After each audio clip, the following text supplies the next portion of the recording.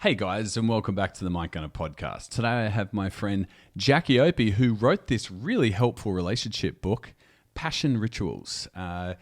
Jackie's a relationship coach and, she does lots of things with couples, guidance and counselling and whatnot. How you doing, Jack? Amazing, thank you. And thank you so much for having me here. Yeah, it's my pleasure. It's good to see you. How you been? It's been a couple of weeks since I saw you at an event that, I was sort of emceeing at, and you came along and we had a nice chat. How's everything been going since then? It's been going really well since then, Mike. It was great because I met some amazing people at that expo, as I'm sure you did as well. It was a lot of fun, and I think my highlight from the event was getting to meet you face to face. Is that right? It was. Really, that was a highlight for you. It was. Okay, well, I'll take that as a compliment and a very kind one. Now, Jack, you're a relationship counsellor expert. Is that a good description? That's a fair description of you? It's very close. I don't do counselling. A lot of people that I work with have seen counsellors before, and I'm very much about the future. I'm very much about looking what people want for themselves, whereas counsellors do a lot of work about the background stuff and people's past. Okay.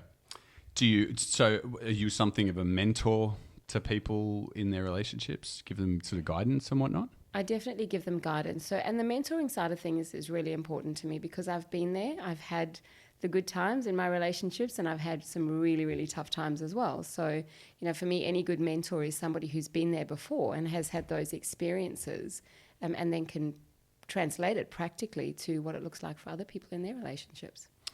Okay, well, give us an example of, a typical client of yours that might come to you. What sort of complaints, what sort of things are people asking you about?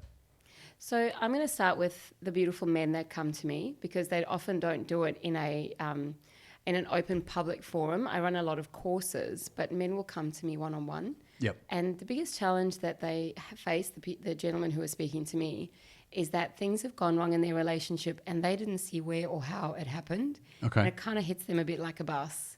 And they come back going, I don't know what happened. I didn't even know she was unhappy. That's one of the biggest challenges that I'm hearing from men. How does a guy not know that his wife's unhappy? What signs is he not reading?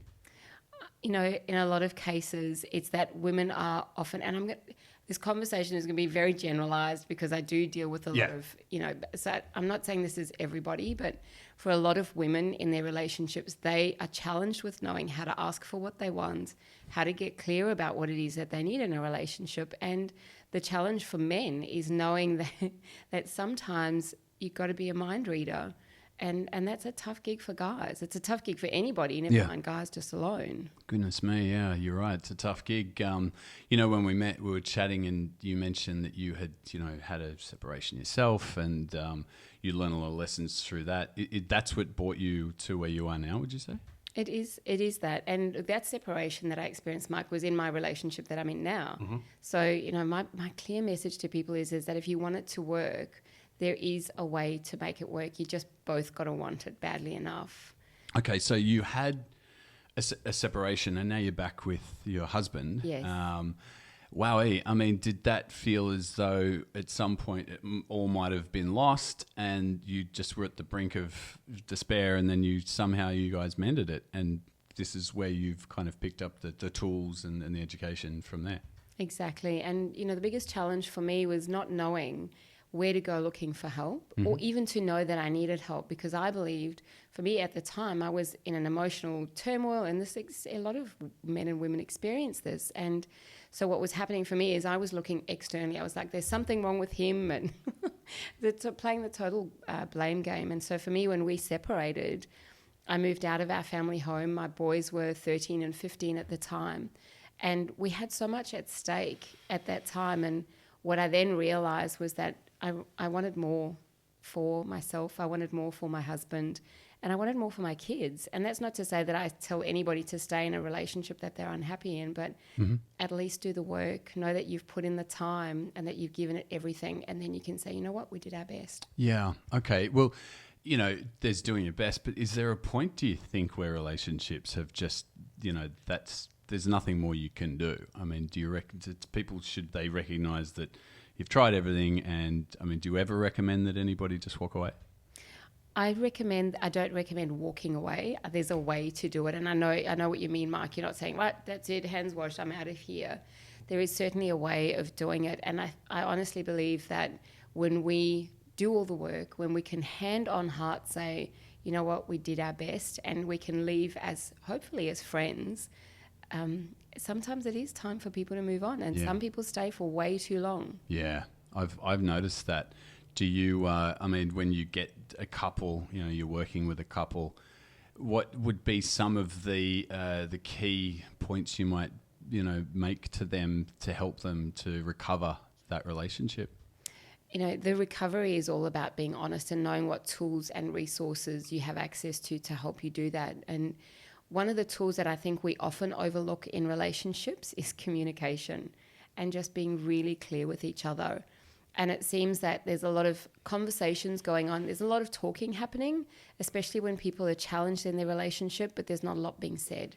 And the value of what we say and the way that we say it becomes so meaningful, because you can say something beautiful to somebody with a crappy tone of voice or with a shitty intention, and it's not taken in the way that it was taken in the way that it was intended, but there's this massive misunderstanding and undercurrent that we don't get to talk about. And it's like we've got 2 5-year-olds in a relationship just having an argument with each other and fighting like kids do, rather than stepping up into adulthood and becoming responsible for our actions and our words and our behaviours, and holding each other accountable to that. And that's the starting point for it. Okay, well, so much so that you've gone and written a book about this subject, The Passion Rituals. Tell me what is in this. You know, what would people learn? What would they glean from reading your book? So what I say to people who get their hands on the book, Mike, is it depends on where you're at in your relationship as to where you start in the book. There's some couples that I work with, they are absolutely in love. All they want to do is take their relationship to the next level, and they're looking at it from a very intimate base. So they'll go, you know what, we've been together for 10 or 15 years and we want to spice things up. And I say to them, go straight to the back of the book, because that's the juicy stuff that you're looking for. Okay. And then there's people who are really struggling to even just talk to each other, to know how to start a conversation or to know how to ask for what they want. And I say start at the beginning of the book, which is all around communication and connecting with each other. Okay, because it sounds simple enough. I know there's a lot of moving parts to these things, and I'm in no position to give any advice on relationships. You know, okay, so let's say I'm a tradie, I'm in my 40s, I'm not a great communicator, but I do really care about my wife, and we might have a couple of children. Things have gone a bit sour, maybe not sour, but maybe things have just slowed down. Maybe that passion's not there. We're not making an effort with one another and we're not communicating well, but we do love one another, and we've got every reason to be together. And obviously in that case, they would, be worth pursuing and trying to regenerate that relationship. Is this something you could recommend, that, this book would be something you would recommend that would get them out of that, dark patch? Absolutely it is. And, in that space when people have been in a relationship for a long time, they've been together, we get into a rut. And the stages of a relationship, the part that we all love is those first couple of months when you meet somebody, and it's that stage, the technical term for it is called limerence. Oh, it's like this super exciting stage. It's where there's hormones racing through the body. You're kind of nervous, a little bit tense about the relationship. You get a text message from them and you're like, oh my God, I'm so excited. I like that. And it's cool, isn't it? And that over time weans out of a relationship, and it has to, because you can't be on that edge all the time in a relationship. So naturally what starts to happen in the body, the hormones stop releasing and you stop getting that surge. And so I talk to couples about, how do you get the surge back? How do you get that, like, oh my God, he takes my breath away when I get a message, or, when I look at her and I see her and I have a visual or a thought of what we did last night, you get that feeling in your body. And there's things that you can do to kind of re-excite that and reignite it, but you can't live there because it's exhausting. So I talk to couples about how they can add new things into their relationship, whether it's, I don't know how raunchy your audience is, Mike, and I understand. They're raunchy. Oh, good, guys, great. They're raunchy. I love it. It could be something that you did last night with your lover, and you send them a text message the next day of a reminder of what you did together, and it's just that. It's like having teenage sex, but you're not teenagers anymore, and you've got that familiarity with one another. and that level of comfort. So bringing the level of comfort together with a bit of excitement in the relationship. And it's not just about the sex side of things. It's like those quirky little jokes that you have with each other, or the connection that you have with one another, or the nuances that other people don't get to see in your relationship. It's bringing that stuff into it. But it mostly, more than anything, it's about becoming conscious about it. Okay. Because a lot of people fall into patterns and they become unconscious. So they leave grumpy in the morning, or they're in a hurry. They have a long day. They get home, feet up on the couch. My husband's a tradie. He gets home from work, doesn't even take his bloody boots off, has got his feet up on the poof, and is out for the count in about 5 seconds because he's exhausted. Okay. And if at that moment I expect him to do something different to what he's always done, that is setting him up for sabotage. It's just failure waiting to happen. So it's about how you factor it in and go, okay, great, you're tired, come home, rest for half an hour. But then we're going to get up and we're going to do something that we've never done before. We're going to do it differently to what we always have. Wow, and that'll bring back that limerence. It's an interesting term. I just imagined it was the honeymoon period. It's the honeymoon period. Okay. That's exactly what the listeners will understand. The honeymoon period. I'd never heard that term before. I like that one. Okay, so bringing back this limerence. I mean, what about if it's not been in the relationship for a really long time? I mean, is it just there under the surface, or have you got to dig really deep to find it, or it's just little things that a couple needs to do to bring that stuff back? It's a really good question, Mike, because if it hasn't been there for a long time and all of a sudden you come home and you go like, this is it, everything's going to change, and you've had the thought, but your partner has no idea what you're up to, they're going to think you've gone crazy. So it is about how you bring things back in slowly. And that's where the power of connection, the power of communication becomes so important, because you're starting from a different base. If you're already up here and already having an amazing time in your relationship, you're taking it one more level. But if you're here and fundamentally there are challenges in the relationship, trying to jump to here is only going to cause more issues. So it's taking it step by step. And it's almost like going back to the process of dating and courting each other and getting to know one another. Especially when you've been together for a long time, people change inside a relationship. Yep. And they don't notice it happening in their partner.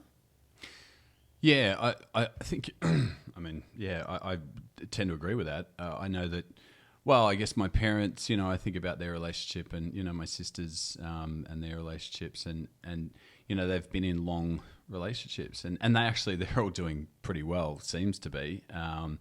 But I know there's plenty of couples out there that would be listening to this that would be thinking, oh, wow, this lady's telling my story.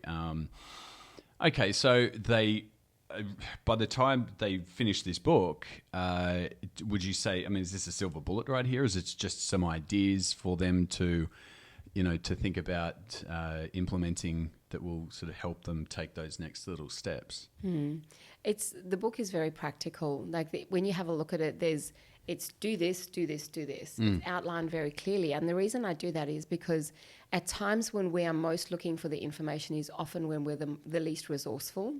And sometimes we just need to be told, or we just want to be told what to do and what the next steps are. And for me, there'll be maybe out of the whole book, if you read it cover to cover, there'd be maybe 10 things that anybody could say, you know what, I'll try that. And give it a go. And it's not give it a go like try it once today and never do it again. Okay. Because it's never going to work. That's like trying to learn to, set up a podcast, and you try once and nobody watches it. It's like, oh, this podcast thing doesn't work. That happened to me. Did it? That happened here. Oh, yeah. Yeah, don't be started. But, yeah, things build slowly. And I guess relationships are no different to that.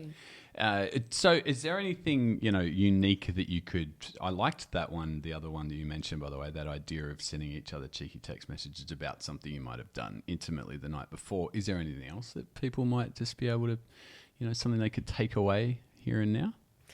Look, it depends on your personality style. For example, if you're a romantic and you want to try something that's a bit more romantic, it can be as simple as booking a reservation in a restaurant, getting home from work and saying to your partner, or sending them a message an hour before you get home. If you're doing this to a woman, you've got to give her time to get ready, especially if she's got kids, right? So sending her a text message and saying, don't ask any questions, wear your sexiest black outfit and no underwear. I'll pick you up at 7. And go and pick her up and take her out somewhere, and she has no idea. The thing for women is that the the sexiness doesn't start in our body, especially as we get older. It starts up here. And the minute you can engage a woman's mind in the process of making love or feeling sexy or wanting to, do something different with you, you've got her attention, and that's what you want. So there's so many little things like that I can recommend. Or it could even be, if she works, ring up her boss and say, you know what, I'd like to book in a day off for my chick. She doesn't know this yet. So you do the normal thing, like if she catches the train to work, go and be at the front of her office when she turns up and she sees you staying there. She's like, oh, what are you doing here? And you just go, you're mine for the day, baby. Oh, how good's that? I know. There's so much that you can do. It does take forward planning. Yeah. Are men just not onto this stuff? Because, it seems to me that most of the men I know, they wouldn't even think to do this. That's why you ask a woman, Mike. Well, this is what I'm doing. Yeah, it's perfect. So, where were you like a year ago? Look, and I hear that so often, and it really does break my heart, because what you said before, there are men in relationships who desperately love the woman that they're with, the partner that they're with, and they would do anything. They just don't know what to do. Mm-hmm. And the stuff that they're trying is not working. And the expectation that women have of men in their relationships is that often we think you're another friend, you're a buddy, you think just like us, which is an absolute trap for women. Really? And so the challenge is if you want to know what to do for a woman, go and ask another woman. I definitely don't go to the pub and ask your guys what to do, because that's not going to work for you. No, that's good advice. I know that any time I've gone to buy, say, flowers or maybe shoes for a girl or a little bit of jewelry or something, I always ask the lady in the shop, and I always come out of there with just the right thing.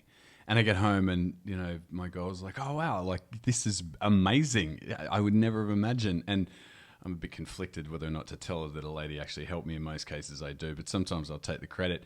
But you're right about that. Maybe men aren't asking women enough about their advice on their own relationships, because they do give it good advice. They are women. They're the best ones to ask probably every time.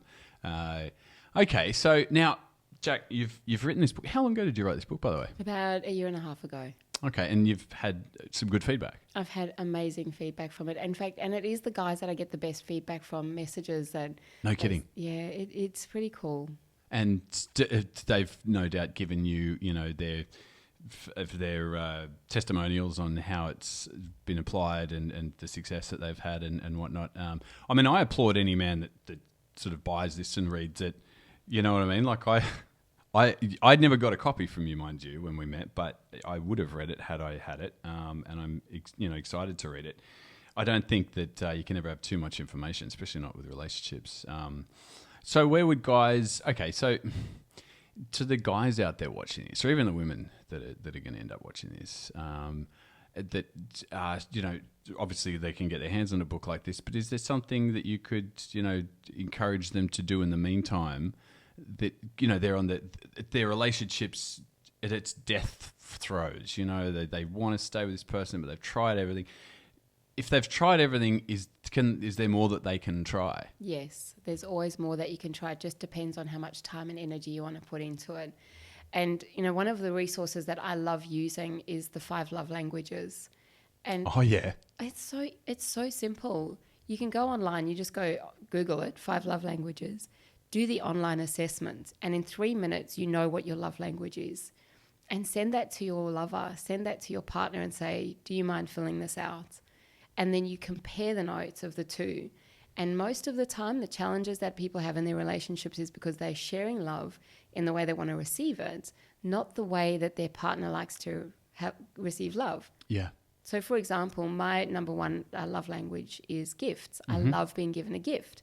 And it doesn't matter what it is. We could be walking on the beach and Craig picks up a pebble off the beach and says, babe, I thought of you. That's all it takes. Oh, it is. Okay. You don't have to spend a lot of money. His number one love language is physical touch. Yes. Now, if I'm not conscious about that, I'll buy him gifts. And when he's not grateful, I think he's an asshole. Oh, wow. But it's because that's what would light me up. Yeah. And so I have to consciously think about, my man loves physical touch. So he could be standing at the sink doing dishes. Big tip, guys, do dishes. And all I have to do is walk up behind him and put my arms around his waist. And he loves it. He loves it. He just melts. Okay, that's interesting. Look, and I have a confession. I do own that book, and I believe my love language is acts of service. Great. Yeah, so I've been down this road with that book, and it's a very useful little book. That one, it's fascinating actually. Fascinating to think that people have different love languages. I mean, it's you would imagine that we're all just the same, and like you said, your husband picks up that shell and does something nice for you, and that's for him or for you a huge thing, and he probably wouldn't think much about that. He doesn't. And you putting your hand around his, around his waist when he's doing the dishes, he loves that. So I guess people just have to know that about their partner. I feel like this is something you should find out before you sort of marry someone. I think it's a great idea. And what it means for people who are going into a relationship is sometimes if you've got the same love language, it's really simple. Oh, is it? It's not just the reason to choose a partner. You don't go out there putting an ad on Facebook and saying, right, looking for a partner who's also acts of service. But it's just it's the knowing and the understanding around that. And once you've done the little assessment, you can actually go on there. I don't know if you receive their emails, Mike.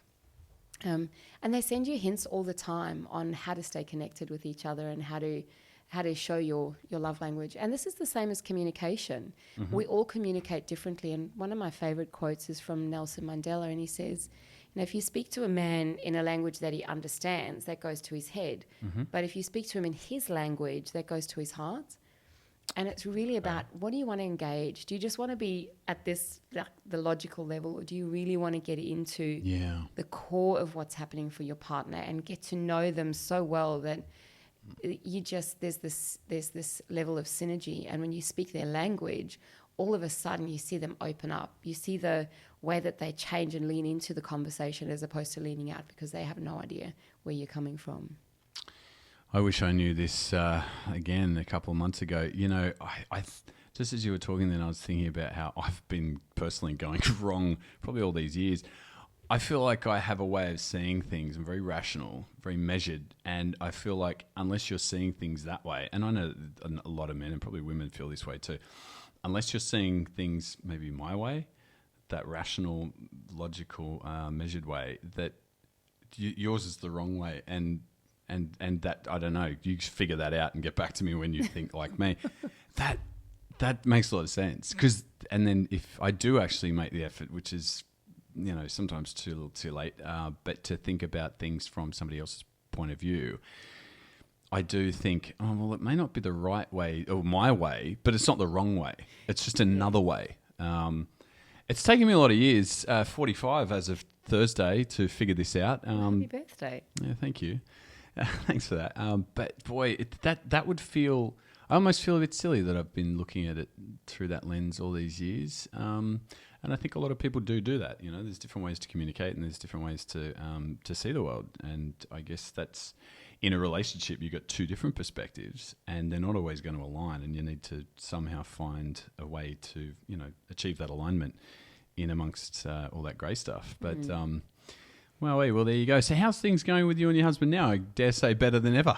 Better than ever. I just want to come back to what you were saying then, Mike. I do hear that from a lot of people is, I wish I had known this earlier. I wish I had started exploring this. And one of my mentors, this really shifted things for me in my relationship with Craig. And he said, well, Jackie, do you want to be right or do you want to be happy? Right. And for me, that was like, oh my gosh. Yes, I want to be right. However, not at the stake of my happiness. And, in relationships and that connection that we have with each other, when we make mistakes, when we, for example, like this morning, Craig accidentally spilt his coffee down my back. He was giving me a hug. He had a takeaway cup and spilt his coffee down my back. It's like, and I was shitty with him for like 30 seconds. It was just an accident. It was an accident. However, I'm like, how can you be so dumb? You just poured your coffee on me. And it's in those moments, those judgments, when we look at communication, is how we react to that. I didn't even have to say a word to him. It was the look I gave him that said everything.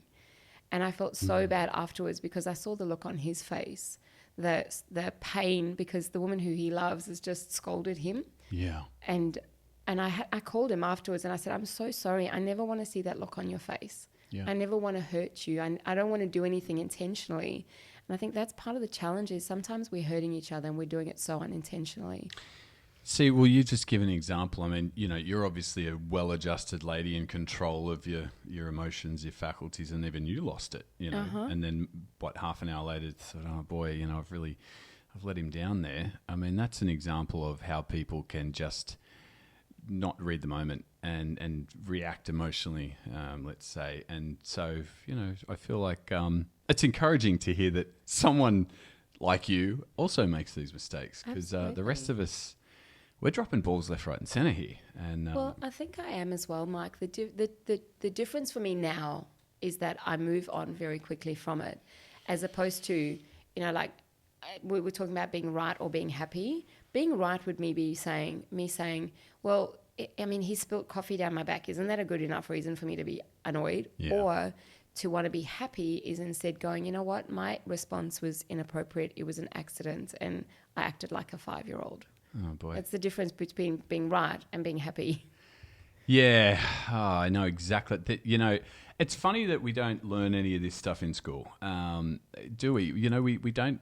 There's no lessons on relationships. I mean, this is all sort of, you have to find it out and live these lessons yourself through trial and error, and mostly error. That is a really rudimentary, on the face of it. It seems like such a rudimentary lesson, being right and being happy. I guess I was happy being right, but I thought I was. But, you end up alone and you're like, well, I'm right, but I'm not happy. So you do have to find that compromise in there somewhere, or learn a better form of communication. See, I often bring people on the podcast to talk about these problems for other people, but I feel like you're really singing my song here. This is quite resonating with me. It makes sense now. I think back at all the times I might have made mistakes, and it seems so simple and so self-explanatory, and yet I don't know if it's men or if maybe it's just me, but it feels like it's all coming as news to me here and now. But this book couldn't become a day too soon, I'm telling you. I'm glad to hear that. Yeah, I think I'm definitely going to dive right into this one. So, Jack, okay, it was about a year and a half ago. So, are you still working full time as far as promoting your book, or are you doing a bit of a tour, or you got people coming to speak to you about it, or doing some therapy stuff? So the work that I do is I do one-on-one coaching, Yep. and that's in conjunction with an online program that I've created called the 12-month Intimacy Transformation, which actually it's now called the 12-week Intimacy Transformation, because the feedback that I got was 12 months. Are you kidding me? Like, that takes longer to have a child. It's longer than having a child. Yep. So there's two versions of it. There's the 12-week Intimacy Transformation, which is for people who have gone, if I don't do something today, he or she is gone, right, and this relationship is over. And then there's the 12-month Intimacy Transformation, which is really about, what is it that you want to do? How do you want to take your relationship to the next level? And it's almost like going on a program. Well, it is. It's a program that you go on to and commit to for that amount of time. So for me, I do a lot of my my work through Zoom or Skype, and everything is face-to-face through a video format with people. So it comes as a package. I haven't done a book tour as such, Mike. I love creating stuff. So I created the book, and my next one's on its way, which is like version 2. As I wrote this, I became more courageous, because what I really want to talk to people about is how to have better intimacy, how to be having the most enjoyable, wildest version of sex that we can be having. And I started with this because I felt like that was a safe option, and now I'm ready to go to the next level. Okay, so this first book's kind of testing the water, and the next one gets right into it. Absolutely. Oh, that's cool. Well, Jack, far out. I feel like we could talk and talk and talk. There's so much to know. Hey, and incidentally, I noticed you have a lot of your own quotes here. For example, when two people want it to work, anything is possible. I mean, that's really that's encouraging to hear that. And I love this little feather. So you kind of put that in, and something, actually, when we met, you were telling me something about you leave this book by the bedside with a feather in it, and then your partner grabs it and goes, right, what's happening tonight? That's a good idea. Yeah, that's it. So, for some people, they don't want to have to say or verbalize what was in the book. And that was my own experience as a woman. And I know men experience this as well. It was like, is what I want like a bit weird? Am I going to freak him out? And so for me, I don't want to have to actually say it, because it just seems so unsexy sometimes to say what we want. And so for me, it was like, how can I do this in a way that is still a bit sexy, Subtle, a bit raunchy, and a little bit more subtle than, hey, do Get over here. this and this. Yeah, exactly. Yeah. So what I've said to people is grab the feather, pop the feather in the page where you want to explore with your lover and leave it under their pillow, and it's a nice little surprise for them. Funny, men are usually creatures of habit, and I think that feather would probably find its way into the same page most nights. But I guess you've given lots of different ideas, and probably stuff people didn't think to ask or suggest or even imagine that they could be doing with their partner. Hey, do you have every now and then, do you ever get any single people that are just struggling in relationships enough that they just think, oh my God, I need some help with getting started? Yes, absolutely. And this is where I talk to people about the self-confidence, self-love and rituals that they create in their own life. And I often have women saying to me, like, I desperately want a guy in my life. And I say to them, okay, well, show me your schedule. Let me see what you're doing day to day. And let me have a look at what you're doing to connect you with a guy.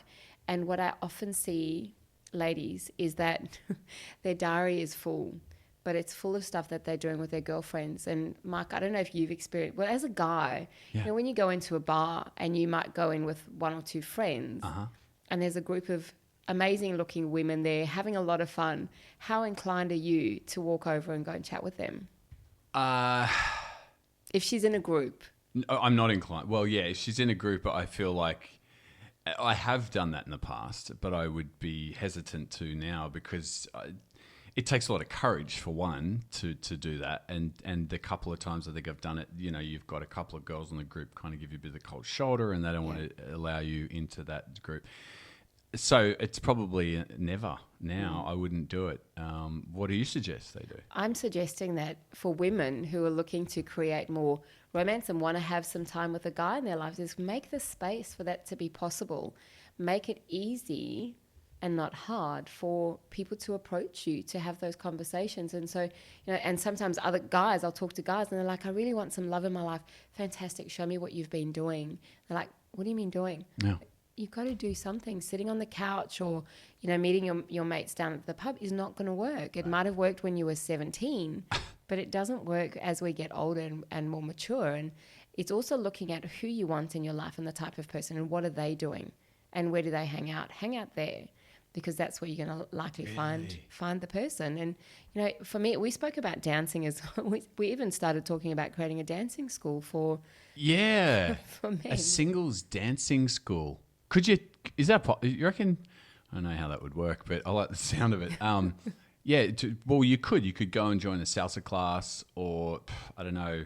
Bushwalking. You go onto meetup.com. I mean, there is any kind of group that you want is on there. If you like Thai food, go do Thai food cooking lessons. If if you love bird watching, go do a bird watching lesson, join a bird watching group, hang out where the people are hanging out who you want to be with.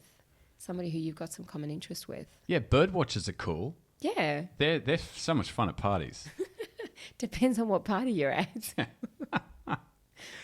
Okay. Well, yeah. I mean, again, these are really easy ideas. I think that people just overlook. I mean, if you're not making, moves to getting out and getting amongst it, socializing in groups, and I mean, if you want to meet someone that goes to the gym and is fit and healthy, well, you'd want to think about joining a gym yourself, kind of thing. Is it just people get in bad habits, or they're just not thinking about this stuff?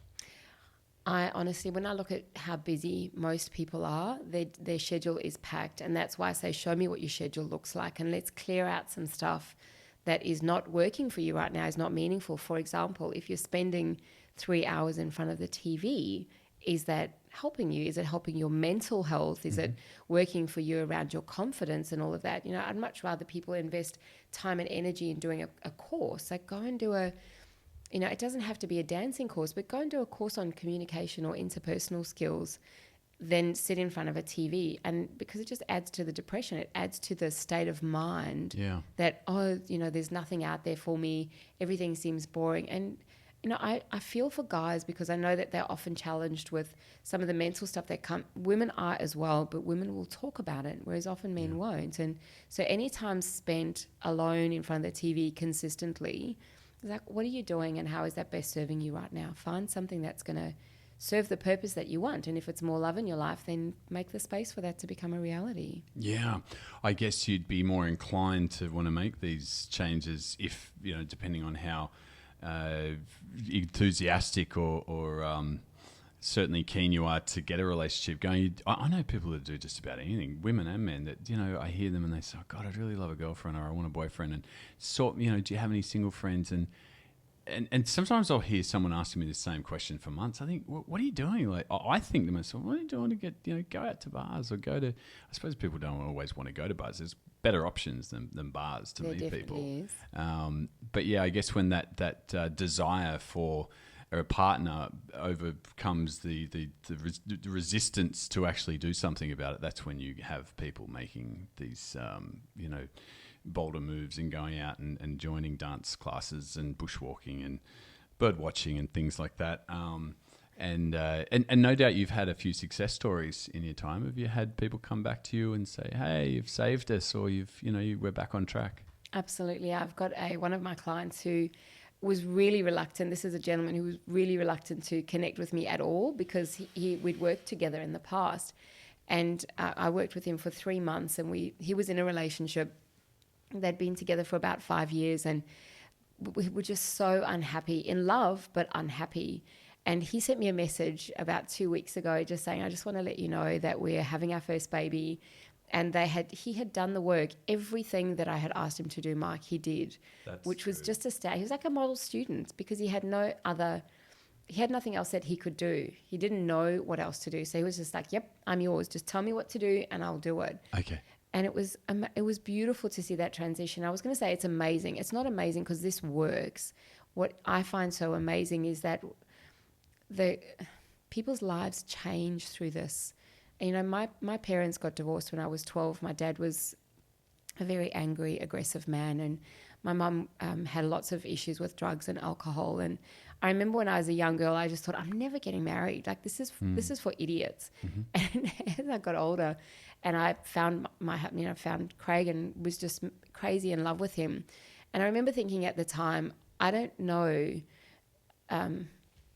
a better place to grow and to learn about ourselves than in an intimate relationship, because it brings up so much stuff for us. It brings up all of our insecurities. It brings up all of our challenges, our doubts, our angers, our fears, all of that stuff.